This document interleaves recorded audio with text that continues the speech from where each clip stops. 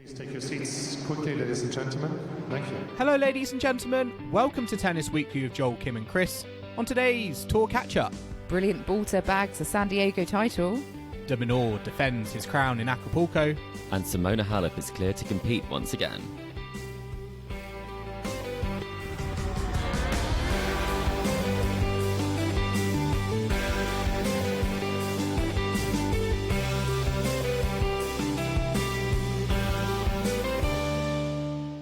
Kim, Chris, today is the 6th of March and we are here to catch up on the week in tennis at Tennis Weekly HQ. Well, it's actually the last 1.5 weeks. Indian Wells is just around the corner. We've got lots of tournaments to catch up on from last week. And because we've delayed our recording, we've got the big breaking news from yesterday. Simona Halep is now free to compete again. I mean, big news. And I mean, if we'd recorded yesterday, we wouldn't have covered it. So we're bringing you all the hot topics and all the legal side of it a bit later. Chris, you basically used all our prep time to just basically talk about this case. And I'm really excited to hear what you say later on because, it's just opened up a complete can of worms, hasn't it, in the tennis community? I haven't even asked you how you are. I just started talking as soon as we joined yes. this about... Oh my God, you straight into it. Halep news? I have thoughts and I have questions, I think is how I started it. We know this is a passionate area for you, Chris. It is indeed, yes. But it is fascinating. It's quite interesting. I just thought Kim wanted to be more lighthearted and just talk about, it was so nice to see the Netflix slam and Rafael Nadal back on TV. Not if I have my way. Well, I did think we were going to open with that, you know. I mean, my favourite thing from the last week in the world of tennis has definitely been seeing Rafa back in action at the Netflix slam. Make of the Netflix slam what you will. We'll get onto that later. But I loved seeing especially his baby so Rafa sweet. There. The whole family were there. It was lovely to see scenes with baby Rafa. And I also loved the very American intro when he came onto the court. They were very much like Rafael Nadal. And I haven't quite heard that pronunciation of his name before, but it definitely went with the vibe of the event, shall we say. It harks back to the Djokovic. Like, I think there was a lot of that used to happen. Carlos as well. Yeah, very Americanized. But I mean, Kim, you've got to say, as a preview, did Nadal do you justice? Of course you were watching, but are you optimistic? Yes. I mean, I think he generally did all right, considering we haven't seen him in a while. You always like to be not over-egg things when it comes to... Don't want to jinx it. Yes, absolutely. I think, it just depends on if he gets drawn into long matches, who he's facing. He doesn't have a great draw at Indian Wells, I don't think. So, I mean, that will come in the second half. But I thought generally, it was a fun event to have on Netflix. But something different. I don't think this is the future of tennis, but others may beg to differ. No one wheeled off court? Everyone still standing by the end? Everyone was still safe and standing. There was a moment where someone in the audience had a bit of an issue, but that was it was doomed. That was quickly resolved. Yeah, but I mean, what else has been happening? There's been quite a lot going on this week. Obviously, loads of tennis to get our teeth into. There was something quite amusing that came out of the Indian Wells draw, which we will be getting onto later, and it involves a certain former French number one, doesn't it? Yes. Oh, yes, former French number one, because Ugo Humbert has just gone on an absolute... his form's just gone skyrocketed, hasn't it? And he, I think, is now at the 15, top of the tree. Yeah, it's impressive. But Mannarino, I don't know if you guys clocked this, but on social media, there was a bit of a faux pas by one of the main tennis outlets in tennis Twitter. I'm not going to name names, but they posted the draw, and they got the draw slightly wrong because they had Mannarino defeated by defeated Mannarino, who was seeded into the second round. Very, very impressive result. Didn't even need to step on the court. So I don't know if Bai is going to be one to watch for the rest of the season. Will they be? But very good scalp in Mannarino. Will Bai be ranked by the end of the year? Who knows? The French number one. What happens if a player actually genuinely has Bai as their surname? Baez. Would they have to rename Bai? Yeah. I don't know. But Mannarino would be maybe a bit fearful. But it was a little bit of a mix up, and I just thought it was quite funny just seeing the sort of the head to head. Maybe we can have some head to heads in the future of players versus buys. Yeah. Hopefully it's not a foreshadowing that he's going to, withdraw. Maybe players should take out their aggression on buys rather than line judges as well. Very true. Fighting talk. Yeah. And Chris, what's been your highlight of the last week? Well, I obviously loved the fact that Katie Boulter and Alex de Minaur had fantastic weeks. The couple both picked up titles. The power couple of tennis. They really are. I think we all thought it might be Tsitsidosa, but... Yeah, I was going to say, move over Tsitsipas and Badosa, and also Gem's Life. Actually, she is true. the power. What has the happened power to from Gem's Leicester Life? as They well. don't post as much, but I still follow them. If Gem's Life posted more, I would personally probably say they are still the power couple, but the power it couple at the moment, you're right, it's Boulter and de Minaur. It is on the tennis score. I actually have a WhatsApp group I'm a part of, which is called Gem's Life, because from years ago when we went to Wimbledon one time. I shouldn't admit to that. But I love the fact that Alex played his match, finished around midnight, skipped the players' party, completely bounced, which I believe in Mexico must be some sort of a crime to miss the party after you've won the title. And then he got a 4:30 a.m. taxi for a 6 a.m. flight just so he could see Katie in the final. And then she gave him a shout out afterwards just to embarrass him for it. But she said she appreciated it. But, that is commitment. Tennis players, and there's no rest. And I'm not sure that's the perfect preparation for Indian Wells losing all that sleep. I think what this means is I know there's Gem's Life, but maybe there needs to be an Acdabum Life. Ooh. ADMKB, is that what you're trying to say? that was what I was trying to go with. It's very snappy. Adam Kabur. Badam. No? How about that's hard, isn't it? Cabadoo? No. Yeah, we can make Listeners, it work. Give Listeners, us help a us make it funky work. name. DeBulters? Yeah. The DeBulters? No. Ooh. Oh, they sound quite fancy, They do. don't they? The They're coming DeBulters. over. Yeah, Get a nice that. bottle out. I mean, he definitely gets, boyfriend brownie Yes. points for his antics there, getting to the airport to go to San Diego. Thank goodness she to won. see her win. It must have been very motivating to have him there. You definitely want to make sure it's worth his while coming there. And she didn't have it easy because she was a set down in that final in San Diego to Marta Kostiuk, who was the much higher ranked and seeded player. But she came back in storming fashion, 5-7, 6-2, 6-2. So this is only her second WTA title. She previously won the WTA 250 in Nottingham.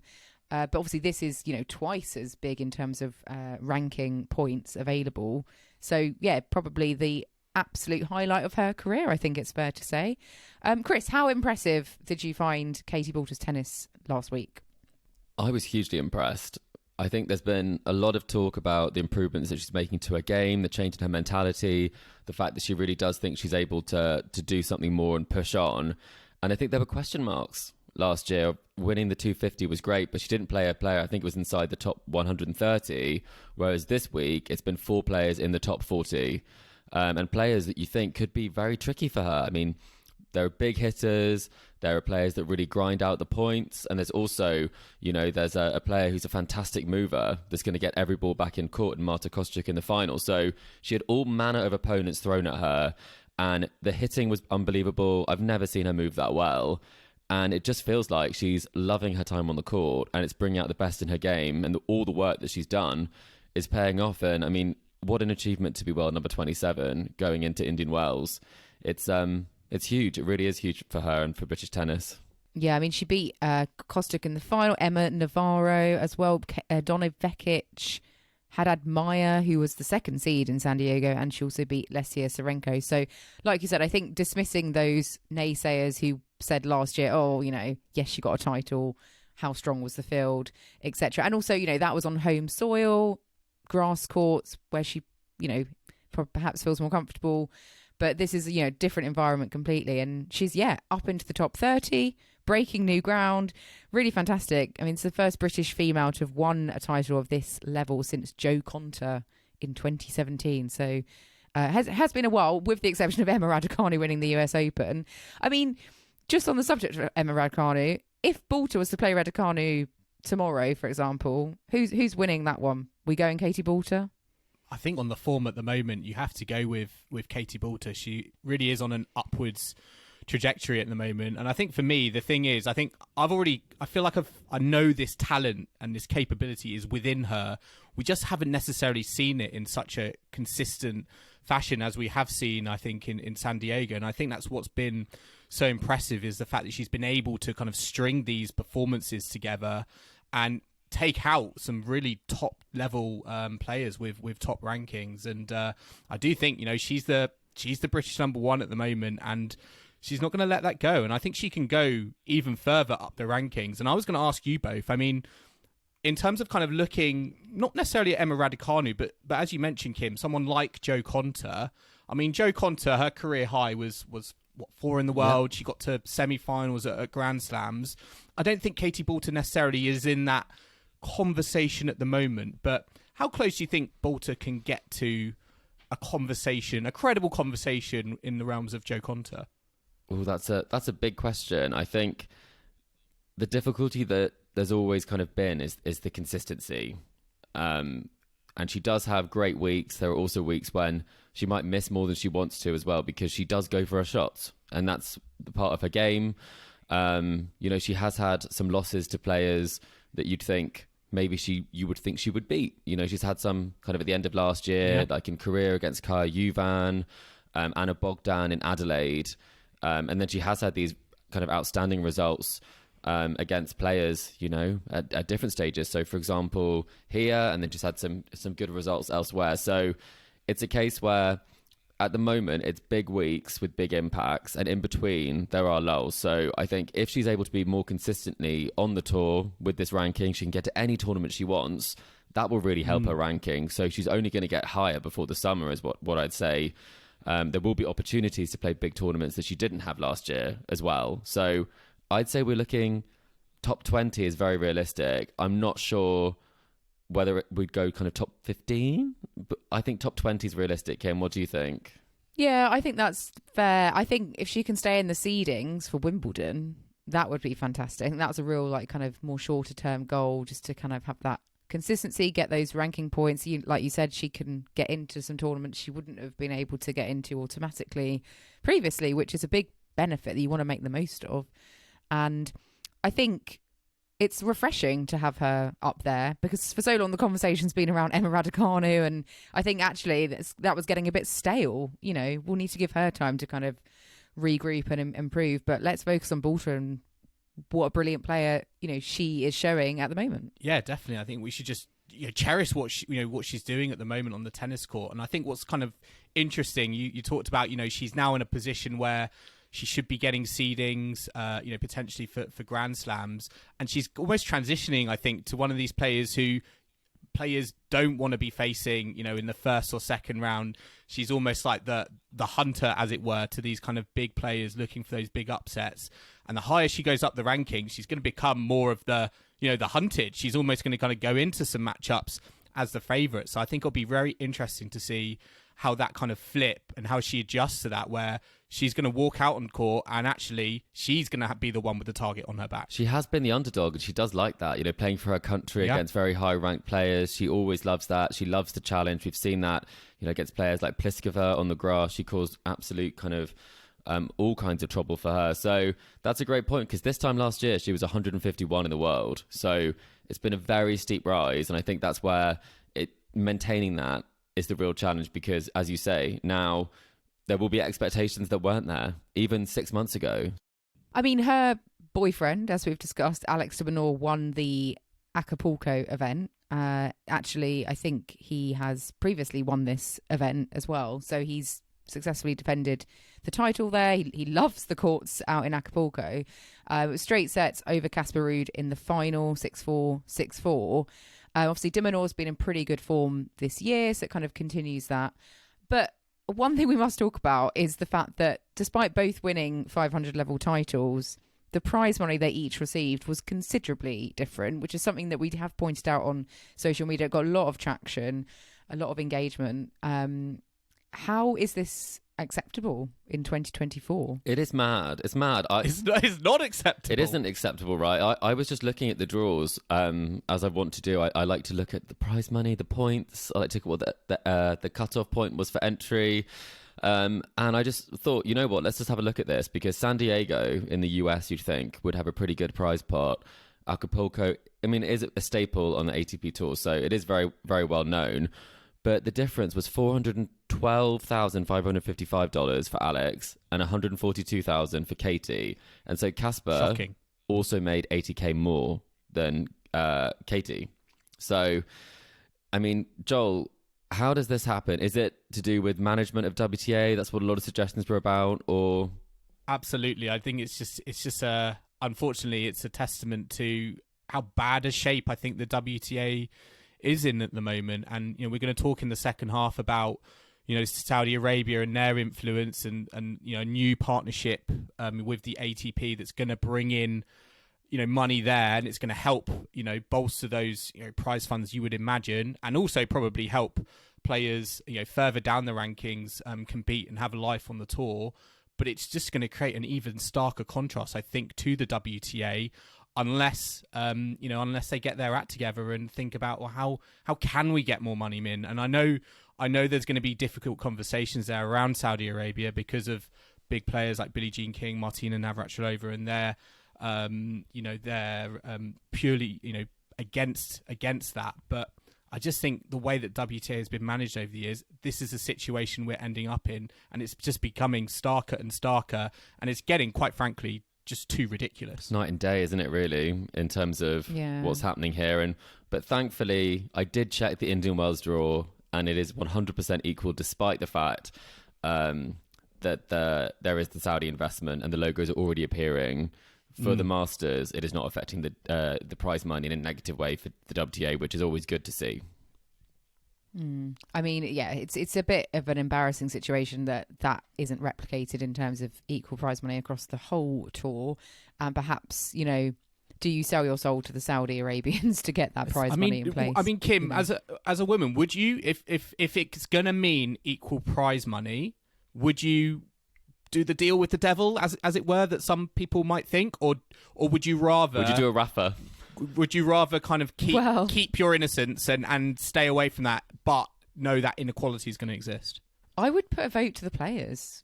What do the players want? I'm sure they probably would want more prize money. I'm sure morally some of them would object to Saudi Arabia, but at the end of the day, they need to fund their careers and have an existence. Yeah. So I would put it to them and let the majority decide. It's tough, and it's interesting because I was watching some of the athletics, things like the World Indoor Championships at the moment, and the prize money there is also dreadful. Like people are winning gold medals and only winning like 40k, like something $40,000 or whatever. And I think Josh Kerr, the British athlete, basically said, "I would have Saudi Arabia come in and invest if it's going to mean that." More prize money. So perhaps it is a player conversation and a player vote to kind of push it through potentially. I would have liked a stance from the ATP that wasn't to take the money. I think it puts the WTA in a very difficult situation, and we will obviously talk about this in a bit more detail in the second half. But then as the disparity gets bigger, there's more pressure, especially, for example, from athletes, as you've mentioned, to reduce that deficit that exists there, especially because women's tennis is the number one women's sport in the world. And it doesn't look good when it plays second fiddle. So if there was a joint management, we talked about this before, then I think it would make for a better situation where it wouldn't be the WTA having to make a deal with Saudi Arabia. It would be tennis as opposed to the Women's Tennis Association. I wonder what the PTPA is doing about this as well. I mean, that seems to have gone a bit quiet, hasn't it? Well, they're not quiet on Halep. I can tell you what they think about that. Well, okay. I mean, let's also look at what else we saw in Acapulco. Casper Ruud obviously losing in that final to Alex de Minaur. Casper Ruud has a bit of a difficulty in finals that are not 250 events. He's not won one. He's 0-6 in his career. And he's only even just won one of the sets in those finals. What is it about a level above a 250 that he just can't get over? I think it tends to be on hard courts. And his best surface is obviously clay. He's very good on hard. He hasn't had the best results last year, that's for sure. So I think it's probably down to that more than it is anything else. You know, he's made semi-finals on clay. He's made finals of Masters on hard courts as well. So that is obviously a great result in itself. And, you know, some of the players he's lost to have been pretty handy. I mean, Alex de Minaur right now, is playing the tennis of his life, and probably the only player who's performing better on the tour is Jannik Sinner. So I wouldn't be too harsh on this defeat. Some of the ones previously, maybe he hasn't made the best effort in finals. Some of the Grand Slam finals he's had haven't been the most competitive. But this one, it was a kind of a great week, and it was a very competitive 2 sets. Just Alex de Minaur was just a cut above. Before we move on, I will just say I honestly thought this was going to be Jack Draper's first title on the tour. He was looking, Jack Acapulco.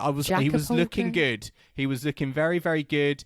He took out Kecmanovic, and I was wondering why didn't he do that in the Davis Cup, Kim, when we were there, and it was like those really hard going. But yeah, he retired against de Minaur in the semis. I think it was more of an illness retirement as opposed to an injury. So he is set to play in Indian Wells, and he is getting closer and closer. But some of the ruthlessness he has, particularly in the earlier rounds, is very encouraging. The fact that he can spend so little time on court. I mean, he bageled Nishioka, he bageled Tommy Paul in the first round, 6-love, 6-4. To get through those rounds with minimal fuss, it really does help, I think, when you get kind of into the sharper end of an event, and it feels like just a matter of time. But sad it wasn't in Acapulco. 11 games to make the semi-finals. I've just done some mental maths there. That is very, very impressive. And then taking a set off de Minaur when you're not feeling your best, I mean, that's also something to be pretty pleased with and to take something from, as opposed to kind of focus on the fact that you had to pull out. Acapulco will happen at some point. Until he wins it, he has to keep going back. Any tournament he's in now, I'm just going to try and figure out how can we get Jack in the title. Indian Wells, please have a go. Okay, I'll come back to you. Yeah. Japan Open in Tokyo, maybe? No, that's a bit naff. We could try. Yeah. Well, we also had Dubai, which was another ATP 500, and another player who's done very well this year is Ugo Humbert, the current French number one. He claimed another title, this time in straight sets over Alexander Bublik. I guess what's most notable is that Ugo Humbert has just continued his considerable prowess in an ATP final. He's now 6-0. He's never lost a final.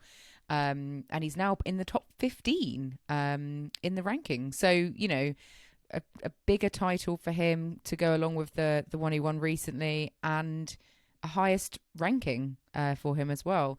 And, he definitely earned his title this week, beating Medvedev, beating Hurkacz, and then obviously Bublik in the final. Really, really impressive. Where can he go from here? Is he just going to kind of continue this rise, or where's his ceiling, do we think, Joel?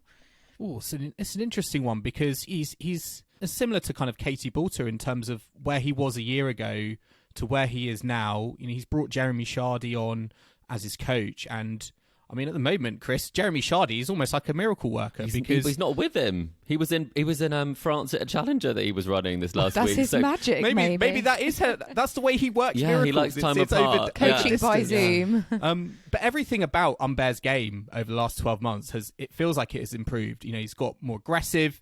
His shots are deeper. I've really enjoyed what he's been doing with his backhand, and in the final, Alexander Bublik just didn't really have an answer to it. And I personally think, why not? He can push into maybe kind of the, Cam Norrie territory of, maybe just shaving into the top 10 potentially. I always thought it was interesting, Chris. You said you think Alex de Minaur probably has had maybe in terms of form, is the form player after Jannik Sinner.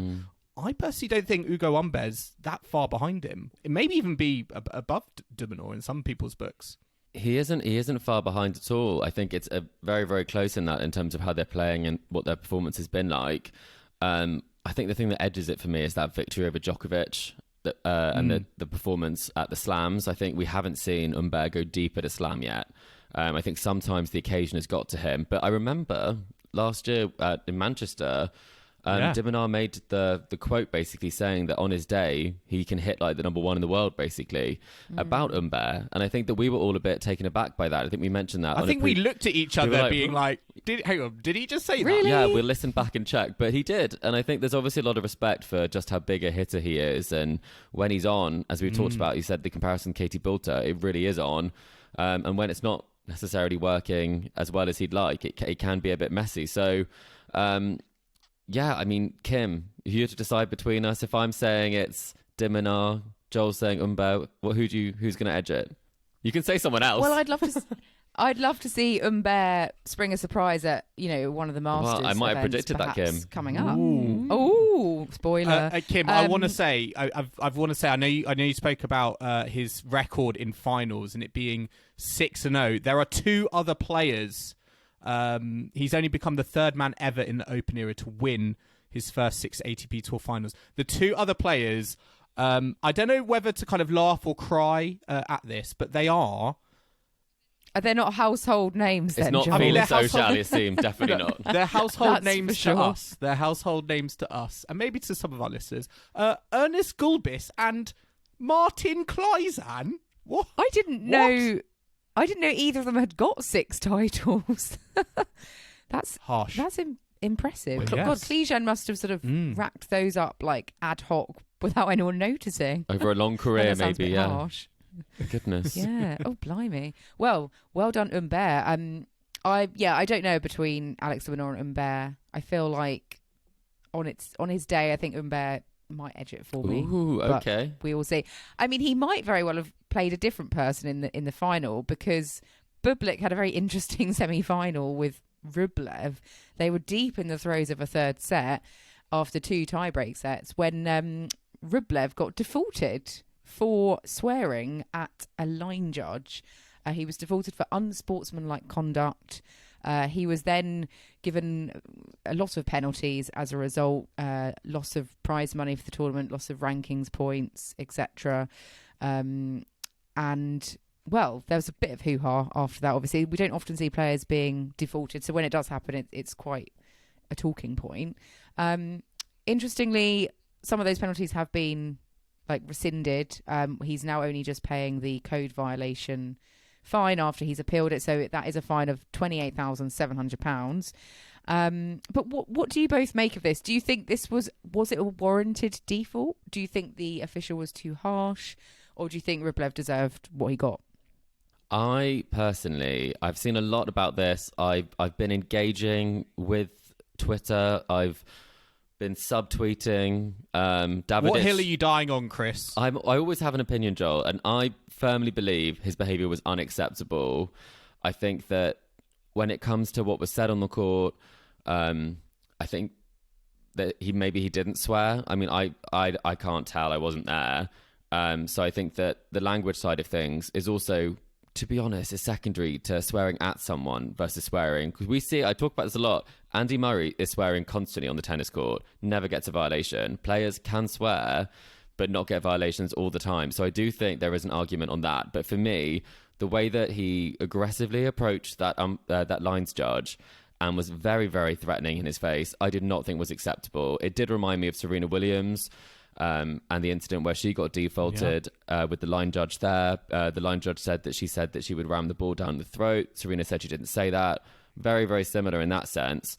But I think ultimately, Rublev was a ticking time bomb. We've seen it before multiple times where he has displayed this sort of behaviour, and it was only a matter of time before something like this got more serious. And I personally think that that's my biggest issue, is that you aren't penalising somebody if you're getting a fine of 37,000 whilst having your prize money of over 130,000 reinstated. And the final thing I'll say on the hill that I'm dying on, Joel, is if I was in Andrey Rublev's PR team, I would have started with, I'm very sorry to the lines person for the way that I spoke to him, but I'm very pleased with the result of this, that I did not swear, did not violate the code conduct. But he doesn't mention them at all. He doesn't apologise to the lines person. He just says that he will try to be a better player and a better person. I'm not sure it's about being a better player. It's just about behaving in a way that is acceptable on a tennis court, because if that's what you do when cameras are on, imagine what you do when cameras are off. Well, we saw at the UTS where there are no rules and you can't get defaulted for having a rant at people. He was very aggressive. It was towards worse, the I think, umpire. at UTS, I would say. It was really long. It was minutes. It was probably about 10 minutes of just shouting at people. He climbed the umpire's chair and shouted at the umpire. And I think the audience thought it was amusing at the first and then realised this was something completely different. He did apologise for that as well. And we did ask him about that in Oslo, and he apologised and said that the behaviour was not acceptable. So I don't think he thinks the behaviour is acceptable. But with this one, Joel, what's your main takeout? I think, there is that kind of curve, I think, that exists on the internet of like, you mess around, you find out. And the more you mess around, the more likely you are to find out. And I think in this match, he messed around and he found out in terms of getting a default. However, I personally don't think it was an automatic default. I think it was more in I agree that there should have been a penalty, but I don't necessarily think it was a default worthy moment. And I think what kind of flummoxed me the most was Alexander Bublik afterwards on the court was like, I'm happy to play on. Like, he didn't feel like it was necessarily that bad. And I'm a little bit on that side. But if it leads to Rublev,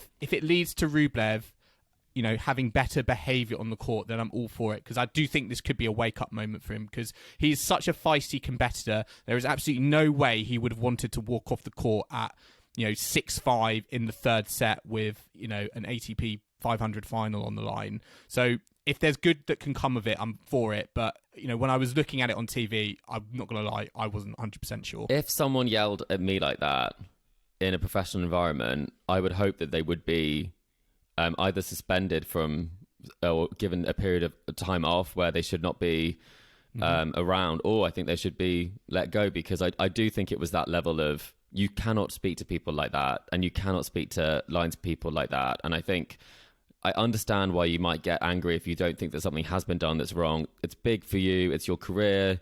These people might not do this every week. Sometimes they're hired locally. Who knows?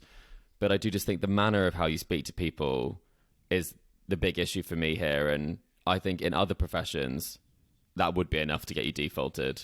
Yeah, I mean, this is their place of work for the player and the line judge. And I think that's a really good comparison, Chris, because why should sport be any different? You should still treat people in a professional manner with respect. And, why do they sort of, certain people, I'm not saying everyone in sport feels like this, but there is a cohort of people who probably think they might be above sort of the rules of everyday, or above the lines workplaces people and just everyday morals.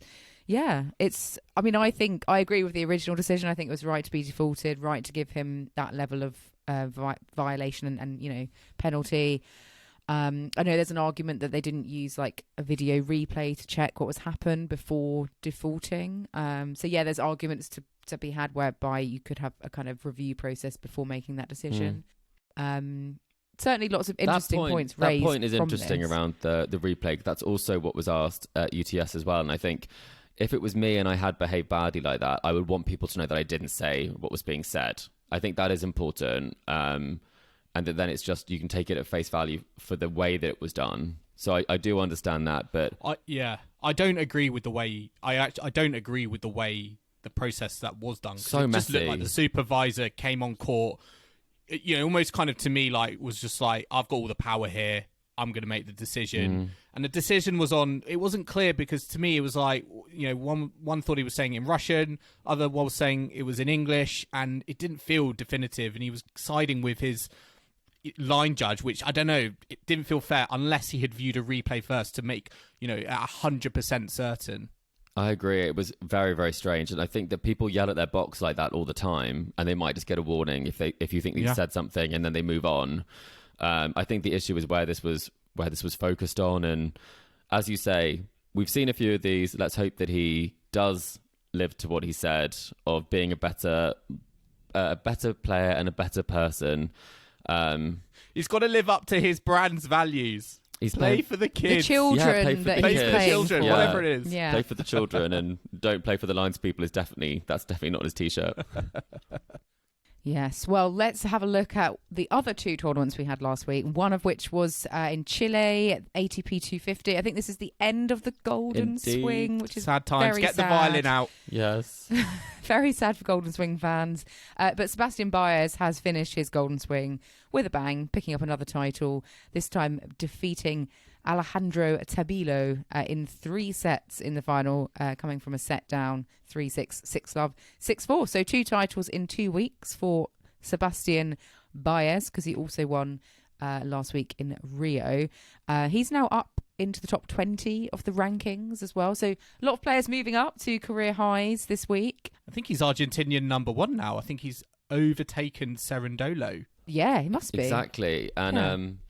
I think he's also going into Indian Wells in the race, I believe at number 6, sorry, which is equal number 5 with Andrey Rublev. They've got the same number of points. And that was not on my bingo card. I've got to be honest. I think I was not expecting that. And I think it'll be very interesting to see. You know, we've got the clay swing coming up after this and see how he does. But I mean, it's very impressive that he is able to do what so many players who enter the 250s aren't able to do, which is pick up regular titles. A lot of players drop down. He's not the most imposing player like on the tennis court, but he certainly makes the most of it, and especially in front of all the Chilean fans. I mean, the main takeout I got from this tournament was they were so desperate. Whenever a Chilean stepped on the tennis court, they were not happy with their opponent. I don't know if you saw Mute. Oh, yeah.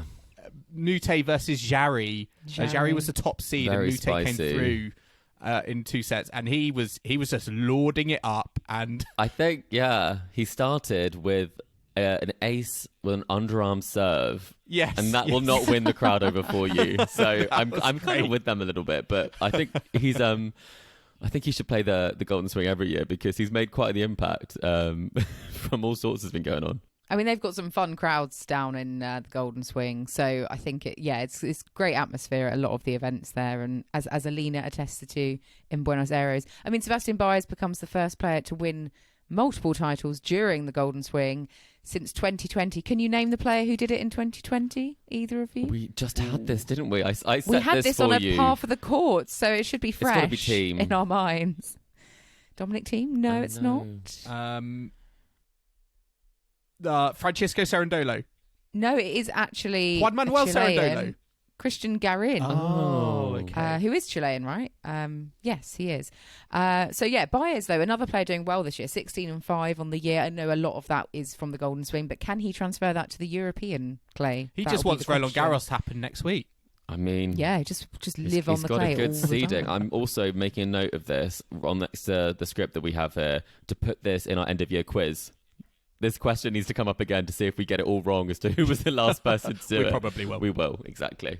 Eagle-eyed listeners, note that now for the end of season quiz. But finishing off the last week's roundup of tournaments, we also had the ATX Open in Austin, which was a WTA 250. This was an all-Chinese final. We had Yuan Wei up against Wang Zhizhu, and that went the way of Yuan, 6-4, 7-6, straight sets to get her first career title. So an all-Chinese affair out in Austin. Chris, did you watch much of this over the past week, or probably not the event that was on the foremost of Chris everyone's clocked mind? out when Sloane Stephens went out in the second round to Sevastova. I mean, Sevastova, that was also very interesting that she's back and she's obviously playing well. This is her biggest win since her comeback. But no, I think there's a lot of Chinese players who are clearly kind of the generation that was inspired by Na Li, who are coming up. We've obviously got Qin Wenjing performing very well, and there's a real pack of players behind her who are also really putting it together. And slightly surprising in terms of this result. I mean, a lot of us wouldn't have picked an all-Chinese final over in the States. I think we've kind of seen a lot more of this on the men's side, where you have kind of a 250 in the US, and it is an all-American affair. It's almost a rite of passage. So again, very, very impressive to come through, but completely out of the blue because, I mean, the season hasn't been great so far. She did make the semi-finals in Hobart, so maybe that was a taste of things to come, and did make the final at the end of the year in a ITF 100 in Japan. So moving up the rankings, and kind of moving from, the ITF tour to picking up a title on the WTA tour. So a player who is kind of pushing on at a good time of her career at the age of 25. Yeah, just the better player on the day, sort of stats-wise. And it was, like you said, it's unusual for it to be on American soil. It's actually the first all-Chinese final to be taking place outside of Asia since 2006. Don't test us on who very they were. many years ago. Well, you mentioned one of them earlier. Okay. Another Chinese player. Is it Peng Shui? Would it be? No? It was not. It was Li Na, who you mentioned, and another player who was sort of around that era, had a big upset at Wimbledon over Ivanovic. Zheng Ji, yeah. So they played the final in Estoril in 2006. Estoril? Goodness. Yes. Wow. You'll be going there soon, I I will, believe, yes, Chris, indeed. for the tennis. Hopefully they'll both be there still. But we did also have another British winner on the WTA Tour, not just Katie Boulter. We had Olivia Nichols winning the doubles title in Austin with her partner Olivia Gadecki of Australia. So, it was an all unseeded final, but they came through in straight sets. So that's their first title together. But yeah, great for Olivia Nichols, her first doubles, her second doubles title overall, first with Gadecki. So well done. We're going to take a very quick break now, but do join us in the second half where we'll be discussing the news that Simona Halep is able to play tennis once again. Saudi Arabia striking up a new strategic partnership with the ATP, and we'll also be unveiling our predictions for Indian Wells, so do not go anywhere.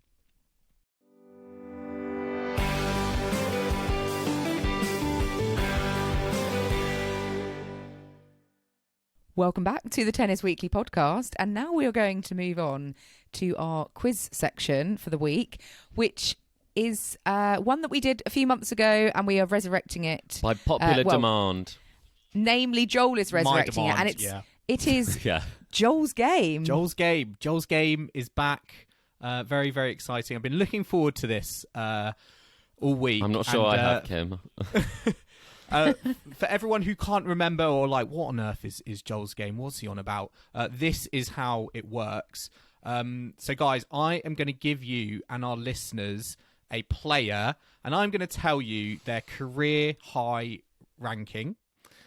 And then I'm going to give you another player, and you're going to tell me quite simply whether that person's career high ranking is higher, lower, or the same. Okay.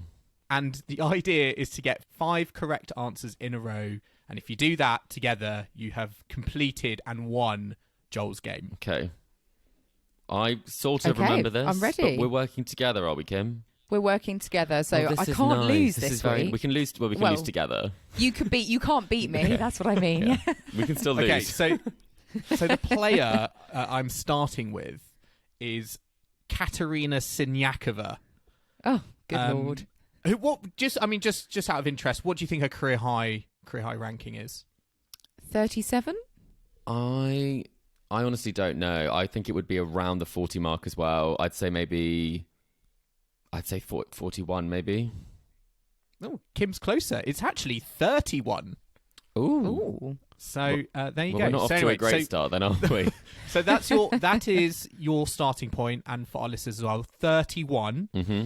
So the player I'm going to give you next is Safulin. No.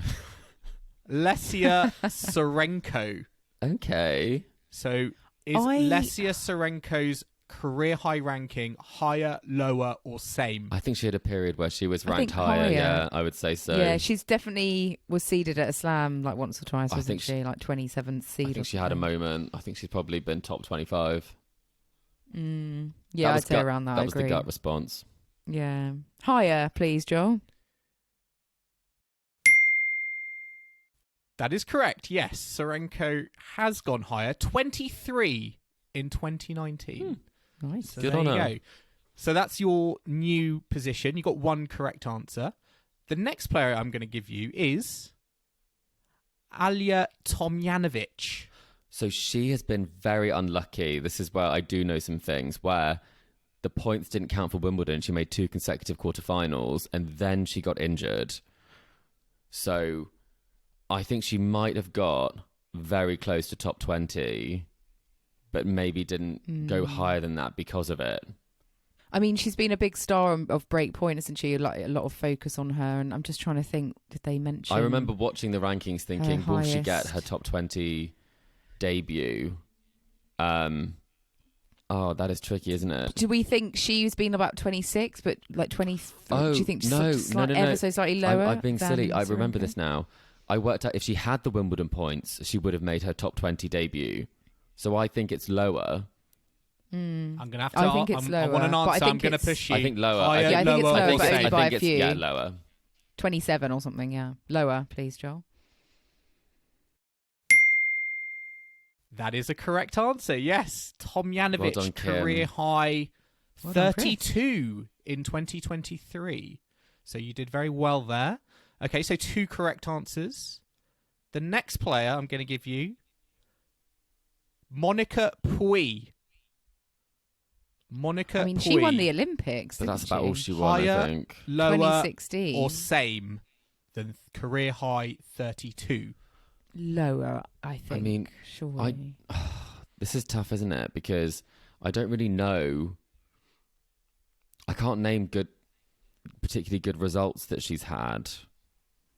No. But then at the same time, Joel will throw in a sneaky one. You know, Could it be the It same? could be the Is this same. the sneaky. I'm putting my best poker face on. We are recording on video, and I'm doing my best poker face. he's really not listeners. giving us anything, and I'm really trying to read into it. I actually have no idea on this one at all. I think she could have been slightly lower, but like 35 max. I still would say lower. I'm not sure she I went think. top 30, so I'd agree with you. We'll say it. Yeah. If we're in it together, Kim. Yeah, all right. We're not that confident, lower, are please, we? Joel. Lower. Mm-hmm. Yeah.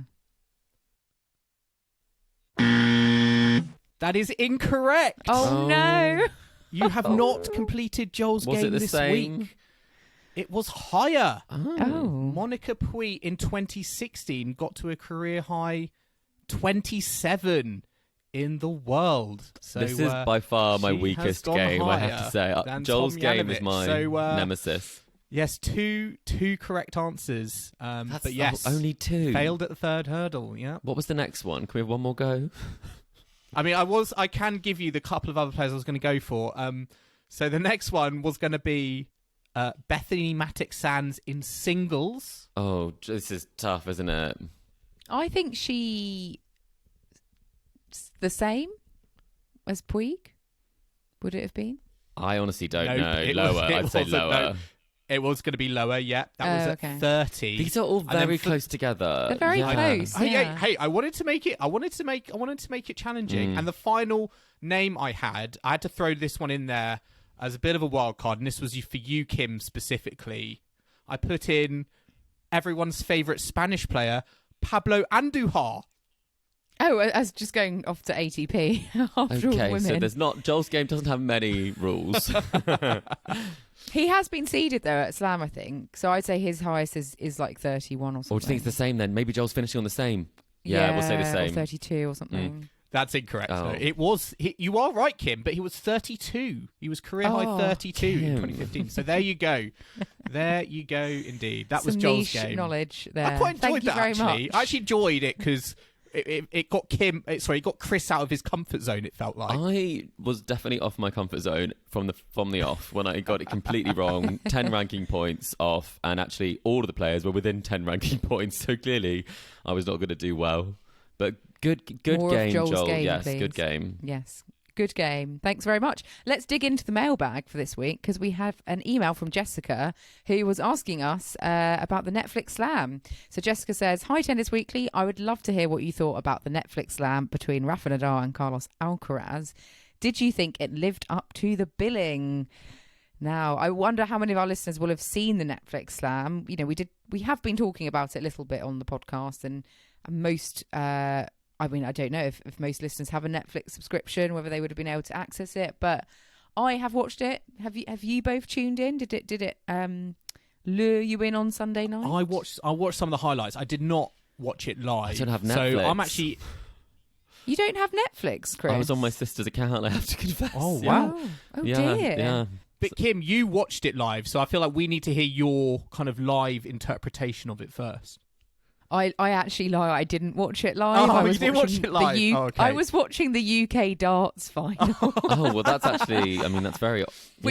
Which was very dramatic, the end to that. But then you could argue that the end of Rafa and Carlos was dramatic because it went to a champions tiebreak. But the UK darts was an actual tournament. So I thought, an exhibition, you know that there's not really that much on the line. I also love how it went to that last set tiebreak or champions tiebreak. It's almost like once Rafa won the first set, you just knew he would lose the second because people have paid vast quantities of money to be there. They want to see more time on court, I'm sure. I think it was all right. Did you think it lived up to the billing? I mean, it was very promotion-y for Netflix, as you can imagine. They've obviously put vast quantities of money into it. I would watch it if it was on again. I guess is that mark of whether it was successful or not. Would I watch it again as a viewer from home? I think I would. Obviously, Rafa was a big selling point for me as a big fan of his. They need to guarantee they're going to get like big household names if they want to do it again. That they seemed very keen to do it again. I can imagine it for was the very paycheck kind they're of getting.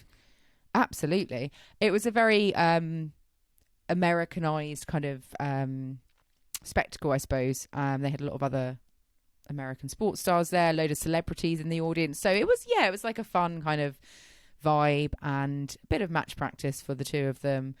And ultimately I would give it maybe 6.5 out of 10. A lot of money for 6.5 out of 10, I'd say. For Kim, if I was there in Vegas on holiday watching it, maybe my experience as a live view, would be and if you had a different, private lesson with Rafa and Alcaraz beforehand.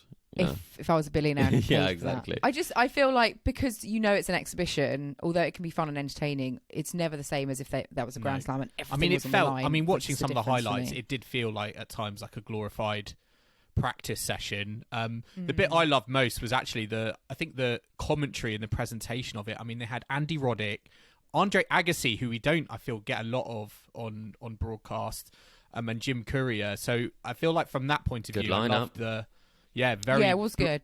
Big blockbuster kind of lineup for the commentary, which I enjoyed. On court, I was not so sure because they didn't even have electronic line calling, and I don't think exhibition line judges are. I'm not going to cut them some slack because this was such a big money event.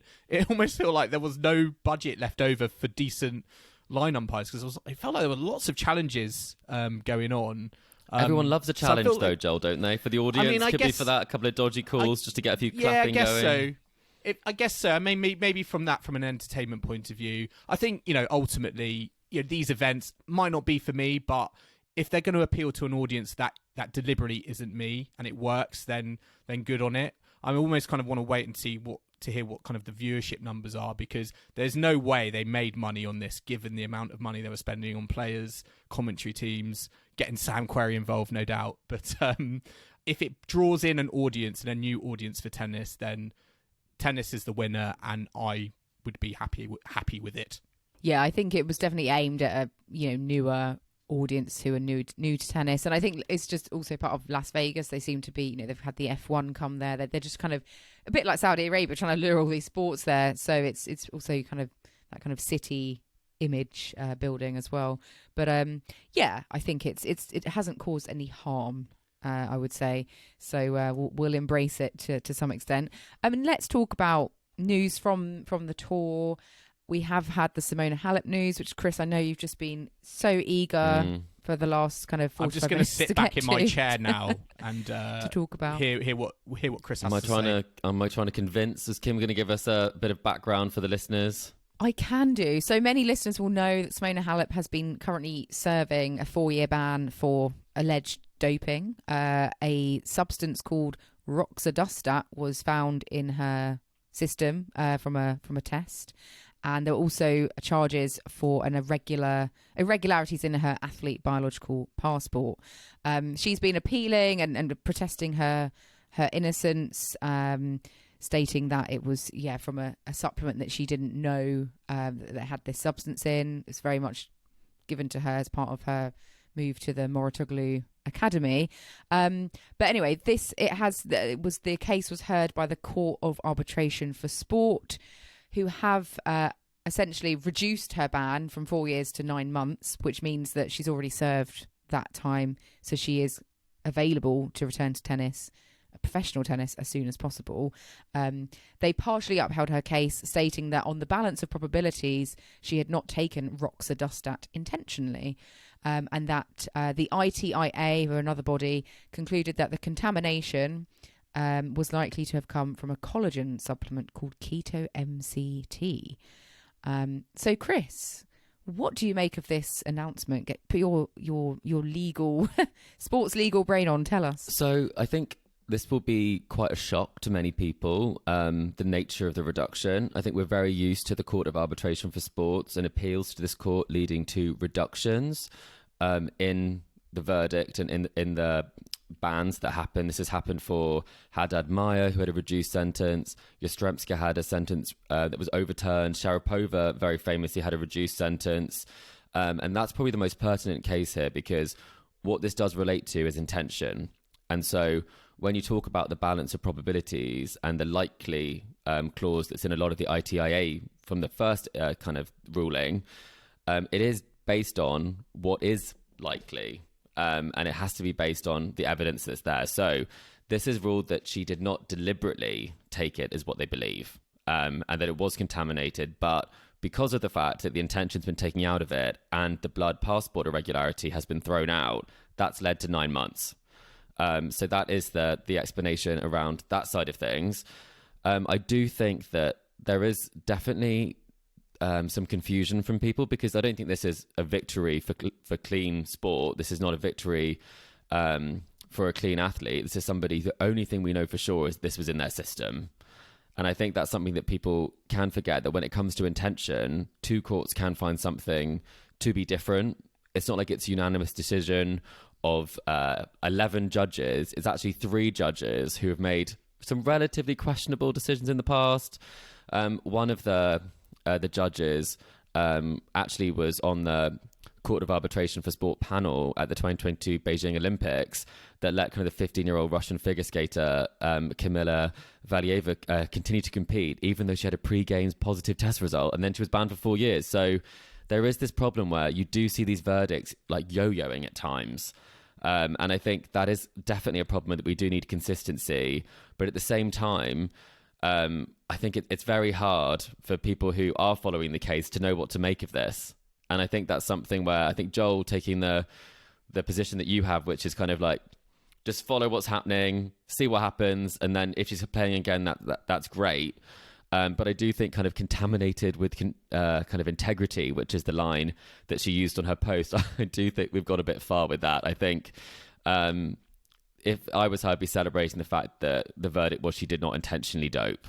And I think that's the most important thing I would focus on for her. But I do think, for me, I'm not convinced. And that's not the podcast view, that's my personal view, that I do think if you don't have blood work that's done from April to September and there are irregularities in your blood passport, there's not enough evidence. And so I think that's what the ITA was saying. We do think that she probably was doing some sort of blood doping in this sense, but then the Court of Arbitration for Sport said, we're not sure that you can prove it. And I think that's the burden of evidence, and it wasn't reached. I mean, it's amazing to me that the difference of what the ITIA, like the tennis drug governing body, have found and handed out, and what the Court of Arbitration of Sport have found and handed out is so different. Poles apart.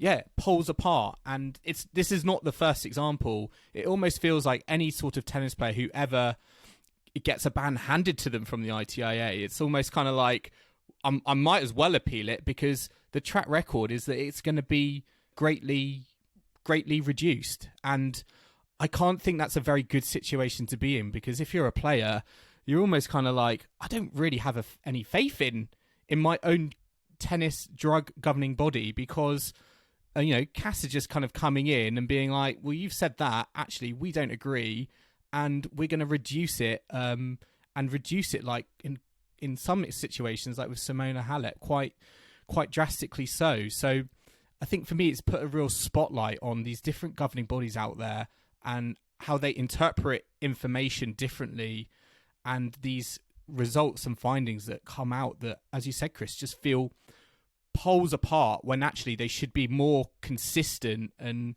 there should be some sort of unity there, because at the moment, as I say, it doesn't feel like players can go about their career with the confidence that, I guess, that it's with the confidence of the ITIA kind of following them, because they just end up with these really long sentences that ultimately just always get reduced. Exactly, and I think that, or even struck off. Yeah, exactly, or struck off in the case of Tara Moore, but they're now appealing the strike off in that sense from the ITA. But I think that is a big point, because also the spin that players will always have, irrespective of guilt. I'm not saying that any one of these players are guilty, but then the narrative is that the ITIA was not the correct one, is that they were pushing for too much, and that you always should go to the Court of Arbitration for Sport that gave you a favourable ruling. I think one thing that we can all agree on is that this took too long. Yeah, definitely. And I think partly it does make me think that maybe if the ITIA does suspect that someone is doping, they know it will get reduced, so therefore they did drag it out potentially. This could be an argument that you see with what Simona was saying, because if it drags out, then you are effectively serving a ban, even if your ban gets reduced, because she could have played from last July. So it is a weird one, because it has been reduced to 9 months, but she has served longer than that. So again, that's very confusing. And when it comes, it's scary, because for some of these players, it's like this could be a retirement sentence effectively. It definitely could be. On the flip side, if you can't let that person carry on whilst the investigations are ongoing. You can't let them carry on playing, because if they were to win tournaments, there would just be so much so many question marks, unfair on everyone else. So I think it's right to suspend, investigate, and have an initial thing. But yeah, I agree. It should go to the higher body faster if someone's appealing. I think definitely it shows all these cases that you should absolutely appeal if you're the player. Don't just take what the first sort of decision is. I mean, if you can obviously pay the legal costs of said appeals. I mean, I think that's another challenge, because you probably have some players who might go through this process and they might not have as deeper pockets as someone like a Simona Halep to kind of go through all of the. Yeah, he retired, didn't he? He did. It was kind of like maybe he didn't feel like that option was available to him, even though, and as I say, kind of looking back on it, it's almost like it's going to happen if you've got the. It's going to get reduced if you have the money. It's more favourable, I think. I mean, sort of the final thing that I'll say on this is that, as someone who has followed it closely, there are a lot of things that don't make a lot of sense. There are a lot of questions we still have about certain things that have been written. The full report will be coming out. And I think that maybe there will be more clarity there. But do I think that tennis is clean? I do not. I think a lot of people don't think it's clean. And this was obviously a very high-profile sort of doping case. And so I think that it will be interesting to see the reception that Halep has coming back to the tour, because, for example, with Sharapova and with other players who are welcome back, there is quite often not necessarily open arms for them, because... Eugenie Bouchard. Exactly. And you do know that someone had... She's a cheater. Exactly. Perfect impression there. You love bringing that one out. Yeah.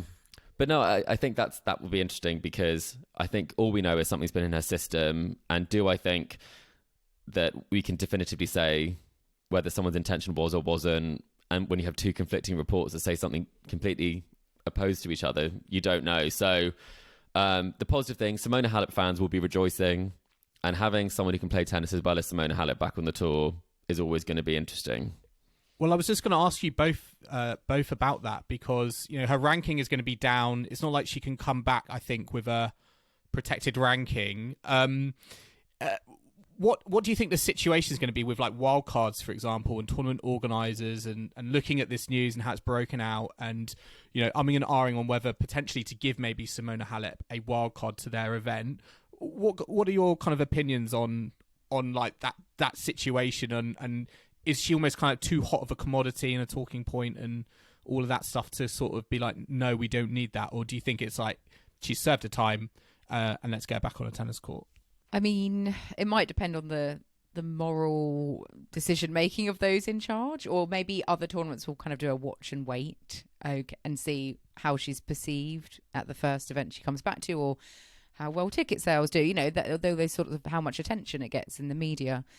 I think I can see her getting wild cards. You know, she is a Grand Slam champion, and you know, if we take what the Court of Arbitration say, you know, there isn't enough proof to say she definitely willingly doped, and therefore, you know, exactly, we'll agree with that and go for. Exactly. Yeah. What reason would you have not to, given the fact that they've said the intention was that she didn't dope? Now that's the official line, and also she's Simona Halep. Business is business. You'd want her to be at your tournament.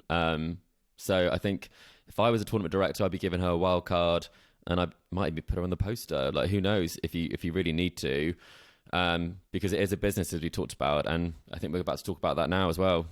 Yes, talking of business, Saudi Arabia, we talked earlier about their kind of new partnership with the ATP, but essentially, ATP, they have announced a multi-year strategic partnership with Saudi Arabia's Sovereign Wealth Fund. So this just kind of continues the investment that the Saudi Arabia government are investing into tennis. They are also having on-court sponsorship. So, you know, big tour events like Miami, Madrid, Beijing. It's going to have Saudi Public Investment Fund, PIF, as a major sponsor. Interestingly, the LTA turned down that opportunity for some of the grass court events, including Queens and Eastbourne. So they didn't want to go fully for that on-court sponsorship. And this comes on top of the existing announcement that the Saudi Arabia will be hosting the Next Gen Finals for the next 5 years. Obviously, the first edition we had last year, at the back end of last year. We've had a host of other players sign up for exhibitions there as well. So this is, you know, not a surprise. It's very much part of a continuing trend. You mentioned also, obviously, Rafa is now an ambassador for the Saudi Arabian Tennis Federation.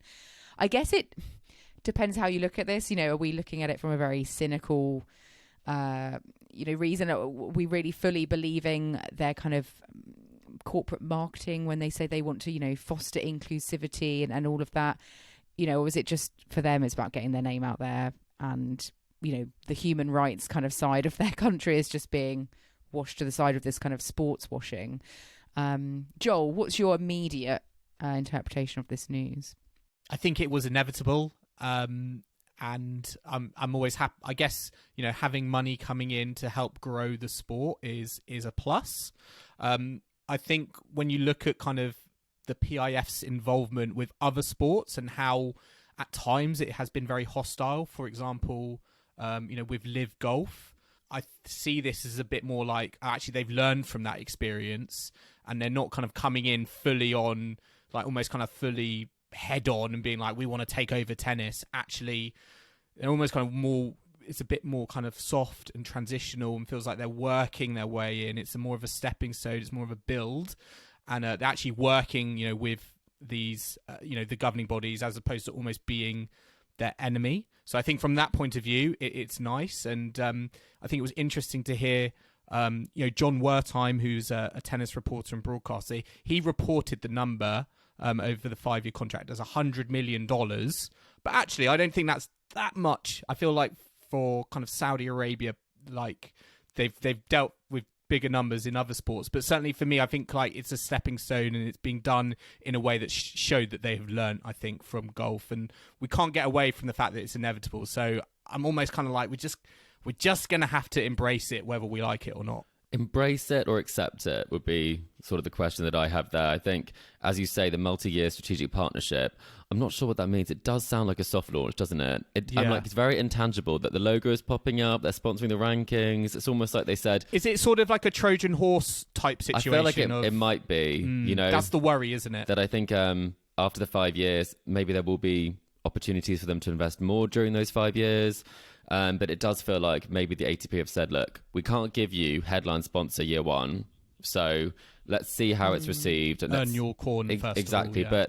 But I do think, and I do like the fact that, you know, the LTA, Queens and Eastbourne were offered, and they did turn it down, because I think that is something that does speak volumes. I'm not always a fan of some of the decisions of kind of British tennis have made, obviously, around kind of the banning of players at Wimbledon that happened, but obviously that was Wimbledon that made that decision. I mean, I guess it's sort of easier from an LTA's point of view because we know, I mean, we see their financials every year. They don't need the money. They don't need the money. And that raises the point I was going to bring on next was the WTA. You spoke about the inequality in prize money distribution at 500 level between San Diego and Acapulco. WTA is very much an organization that does need the money. So to both of you, what do you feel like it's inevitable that Saudi Arabia are going to be investing in the WTA further down the line, or what do you think is going to happen there? I mean, the situation of women in Saudi Arabia is different to the situation of men there, which makes it more complicated in terms of, is it right for the WTA? But I think there might have to be an element of we'll just willfully tolerate them investing if it means our players are going to get the prize money they kind of need and deserve. And what I would argue as a sort of bit of a devil's advocate is that other sponsors of the WTA and ATP Tour in the past, various corporate entities, have we looked into their, human rights records? Are they using, modern day slavery? Are they, having human rights issues in other parts of the world where they operate? I'm not saying any of them have, of course, and I'm sure there's a certain amount of kind of checks on these, but I'm sure other sponsors in the past may have had question marks, not into the same extent as the Saudi Arabia Public Investment Fund, but I guess that no sponsor's probably perfect, is what I'm trying to say. When you get into that kinds of money, I mean, no one's squeaky clean. So I think arguably, as you say, money talks, tennis is a business, and the ATP are taking a business opportunity. And unfortunately, at some point, the WTA will have to, whether that's with the end of season finals or whether that's kind of a multi-year strategic partnership, whatever the wording might be, it's a business. And at the moment, the WTA isn't being run as an effective business. So this sort of investment would make a big difference to women's tennis, even if it isn't necessarily the best thing to be associated with the women's tennis platform. I think you're right, Chris, in terms of, like, earlier you spoke about, like, we almost need that, the ATP and WTA collaboration to continue happening, and they almost need to form some sort of super name that is almost gender neutral or doesn't kind of evoke male or female. It just evokes tennis as kind of a neutral organization. And as you said, then it feels like the money can come into that organization and it's almost like tennis wins. Exactly. And I think joint decisions and more consistency across rulings in the Rublev case, in the Simona Halep case, we want consistency and we want there to be kind of an equality that exists that currently doesn't in a lot of these different decisions and rulings that we've seen. I mean, sport and tennis is a bit of a microcosm for the rest of life, isn't it? But there's some potentially long-term decisions that will be made in this arena. But let's have a look at what is happening in the here and now, because that's predictions time, isn't it, as well? The present moment. Indian Wells is upon us. Yeah, the draw is kicking off. We've had qualifying. I think the Brits have all lost in qualies, Harriet Dart, Liam Brody, etc. But we do have the draw and we will be looking through it and making some predictions. So let's do the men first. Novak Djokovic is back as the top seed, and obviously Alcaraz second seed, Sinner and Medvedev as third and fourth seeds. Any particular elements of the draw that stand out, or do we want to go straight into predictions? I mean, Nadal's back, Kim. Oh yes, he's got Raonic in first round. I mean, that's a tie straight out of 2008. Yeah, it's quite old school. Yeah, Rafa. It's only 33 though, Raonic. I couldn't believe that. That was really surprising to me. So he's still got a good 4 years on Rafa. Yeah, they're both in on projected rankings. Yes, and the winner of that will play Holger Rune. So that could be an interesting one. But Rafa is back. No, I'm obviously very grateful for that. He's, I think, due to play tomorrow, the sort of Thursday night match. Novak Djokovic, on the other hand, is going for a sixth title here. First time he's been back since 2019, I believe.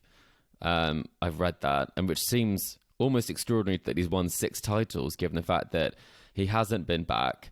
And I was going to say, someone else who's in that sort of generation, I was very surprised when the wildcards were announced. Fabio Fognini was given a wildcard. Fognini, sorry, I always get that wrong. And I just thought that was so surprising. So he's playing Zapata Morales in round 1 with the opportunity to play against Baez in round 2. And don't know where that wild card came from, but surely there's a American player, home hope that they could have gone for instead. Is it the Saudi investment fund? Have they put him in there? Who knows? They've got a thing for yeah, Fabio. they do. So Joel, who have you got for quarter one? Djokovic Rude.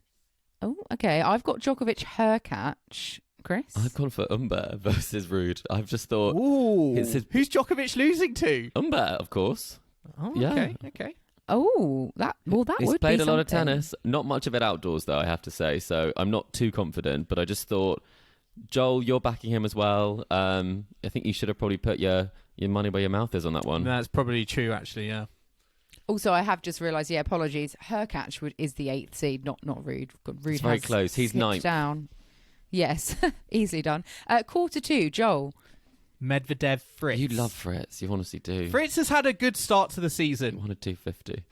I mean, he lost first round last week, but I also have gone for Fritz though because he did win this title You didn't previously. see that before you spoke, did you, Kim? And I've gone for Dimitrov over Medvedev, Oh, okay. actually. Interesting. Yeah, because he's had an all right year. I just had some vibes about him. I've gone Chris? Medvedev Runa.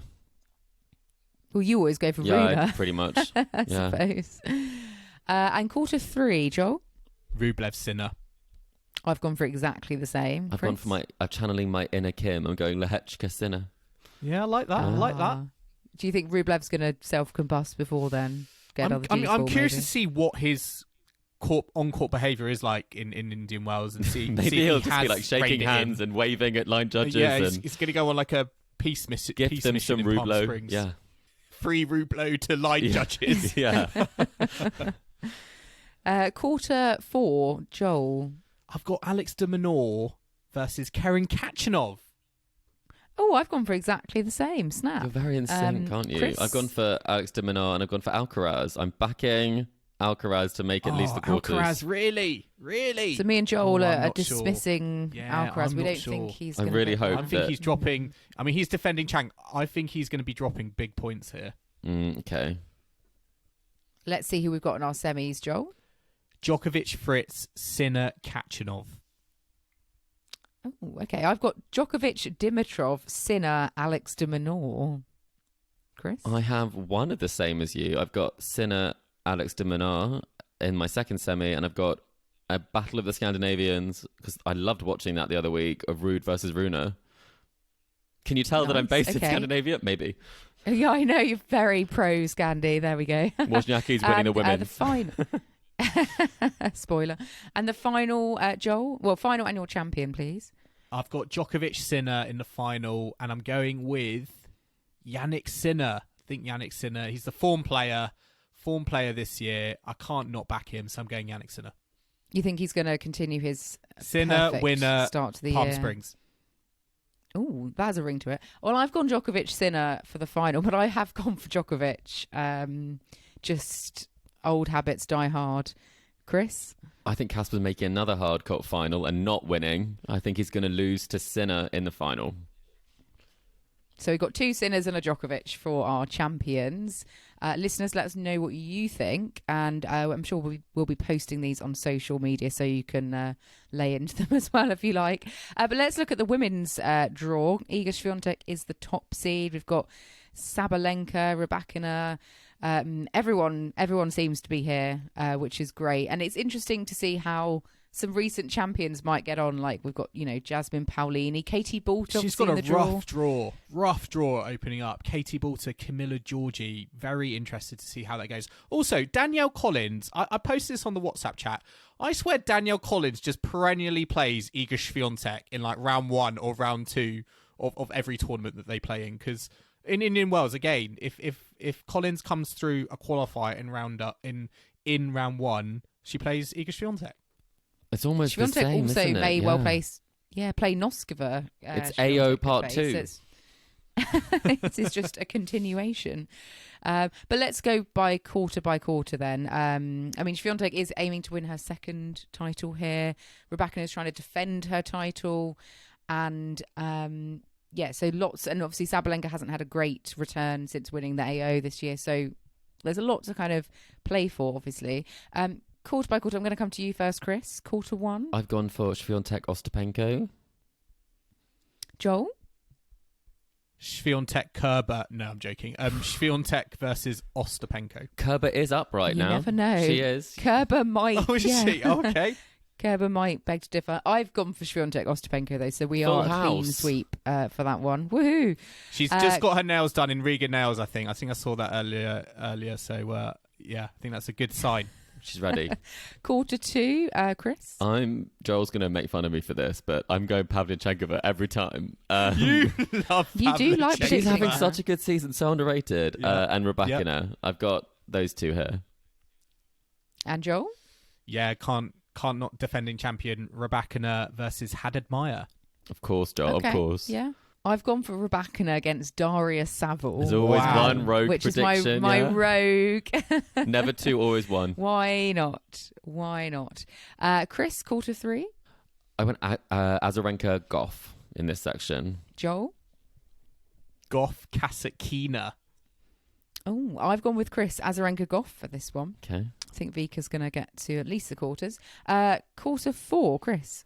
I was struggling to find someone in the top half of quarter four. I went for Sakkari. I'm not convinced at all. Yeah, I'm not convinced either. I did not know who to pick. I thought Fernandez might be injured, so I would have gone for her. But then I went for Sakkari Sabalenka. Chris? I mean, sorry, Joel. I'll say it again, Sakkari Sabalenka. Yeah, Go so on, I say didn't it believe again. you on the Sakkari. A chance to change my mind. I don't think Sabalenka's making the quarters. I've got Garcia versus Garcia. Svitolina. You're on the Svitolina train now as well. Jeb's Okay. Life. Jeb's Life's coming back at Indian Wells, and Okay. Svitolina's getting to the quarters. I would love to see Garcia get there. I hope you're right, Joel. I went for Fernandez, injury or not, and Sabalenka. Much better Yeah, prediction. two rogue ones. They played there, each other Fernandez and at that Saville. US Open when they Fernandez did. got to the final. Yep. Yeah, I remember that. It was very, very well played from Fernandez. Okay. Another match Sabalenka should have won. Semis then, Chris. Surely we can agree it will be Swiatek Rybakina. Yeah, I've got that. Yeah, I've We're got all that as well agreed. for the first one. I want Yeah. that. I want that. Semi two. What has Joel got? Has he got Kasatkina versus BHM? It could be rogue, but I haven't gone that rogue. But I have gone Goff Garcia, which is still rogue. Given Goff did not have a very good Middle Eastern swing, and Garcia, yeah, She's got a Also podcast. didn't. not sure. She got a podcast. She's got a yeah. podcast with an Goff episode. Garcia. Yeah. I went for Goff Sabalenka for the second one. And I went for Azarenka Sabalenka. So we're kind of versions of the same. Yeah. Okay, so what's our final and champion, Chris? I went for a very boring 1v2 with one winning. So I had Swiatek winning that one. Over Sabalenka. Indeed. Okay, I've got Swiatek versus Goff, with Swiatek winning at both of my champions of the number one seed. So I'm also accused me of being boring there. And Joel? Swiatek Goff. With Coco Goff winning, she's going to find some form in Honestly, Indian Wells. Joel, we may not and have. she's taking the title. We may not It have. happens every time I predict. No, we may not have. She's on the cover of Vogue, which Yeah. is I exciting. mean, she's already Exactly, won it's a there. sign. So- I It's think a sign. we don't have a. This isn't a slam spoon Vogue of shame. champion. It might be like a master's fork of shame that you might get. I'm not sure what it would be. A wooden spoon. A cocktail stirrer Yes, for the yes. Sunshine Double Ooh. cocktail. Yes, you can Yes. use that on your next vacation. Yes. Oh, well, we'll see. We'll see. Yes, it's all very exciting. We've got Indian Wells over the next couple of weeks, but we're going to wrap up our latest tour catch-up there, listeners. I hope you've enjoyed our latest episode of the Tennis Weekly podcast. Remember to subscribe to us to stay up to date on all the action to come from the ATP and WTA tours. We are on Apple Podcasts, Spotify, and all major podcasting platforms out there. So if you like what you're hearing, then make sure to leave us a rating and review on Apple Podcasts or Spotify. You can also follow us on social media or email the show. We're on Facebook, Instagram, TikTok, YouTube, and X, and the handle for all of those is Tennis Weekly Pod. You can purchase our wonderful Tennis Weekly merch at etsy.com/shop/Tennis Weekly Podcast. You can email us for the mailbag at tennisweeklypod@gmail.com, or do check out our website, tennisweekly.co.uk. and we are going to be back a week on Monday at Tennis Weekly HQ. So we've had a bumper episode today, and we are going to be back a week on Monday. So I hope you can join us for that. But in the meantime, it's goodbye from Kim. Goodbye.